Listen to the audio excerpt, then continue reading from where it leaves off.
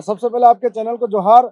आज राजस्थान के इस सबसे बड़ी महापंचायत के अंदर राजस्थान के विश्वविद्यालयों की विधियां विधेयक 2025 संशोधन पर चर्चाएं थी और इसमें जो जो विश्वविद्यालय हैं वहां पर कुलपति शब्द जो लिखा गया था, उस कुलपति शब्द को इस धारणा से कि पुराने समय में जो कुल गुरु हुआ करते थे उस धारणा पे कुलपति शब्द को इन्होंने जोड़ने का काम किया है।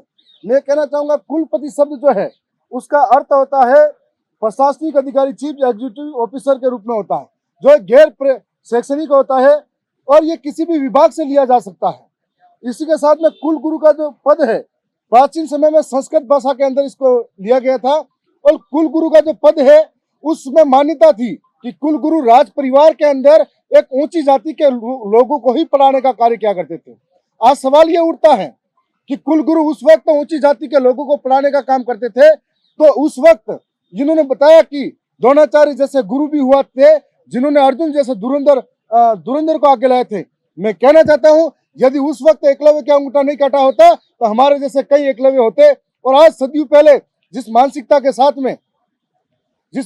साथ में कुल गुरु शब्द लाए, और कुल गुरु शब्द का मतलब है जो पुरुष है वही शिक्षा देगा। इसका मतलब आपने महिलाओं के साथ में बहुत बड़ा अपमान कर दिया और महिलाओं को अपमानित करने का काम किया।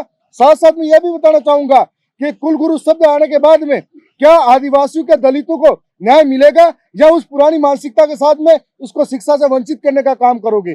साथ में यह भी प्रश्न उठता है कि आदिवासी दलितों को आपने कुल गुरु शब्द किया और उसको मैं भी गुरु का सम्मान करता हूँ, उस शब्द को आगे बढ़ाया, लेकिन आज राजस्थान के अंदर कितनी यूनिवर्सिटी है जहां पर कुलपति दलित हो या आदिवासी हो, और देश के अंदर कितनी यूनिवर्सिटी है जहां पर दलित आदिवासी आज कुलपति हो, और साथ में पूरे देश के अंदर मात्र अरुणाचल प्रदेश है जहां पर दलित है। सवाल ये उठता है कि क्या सरकार एक कुल गुरु के नाम पर पूरे दिन सदन चलाती है?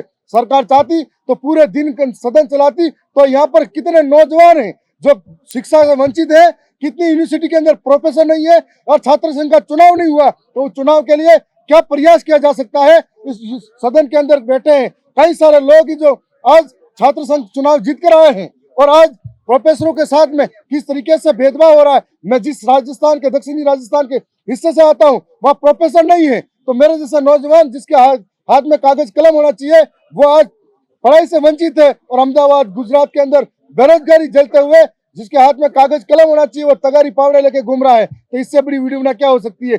सरकार को इस और ध्यान देना चाहिए कि बेरोजगारों की स्थिति क्या है और कहाँ चल रहा है। मैं फिर से आपके चैनल को धन्यवाद करना चाहूंगा।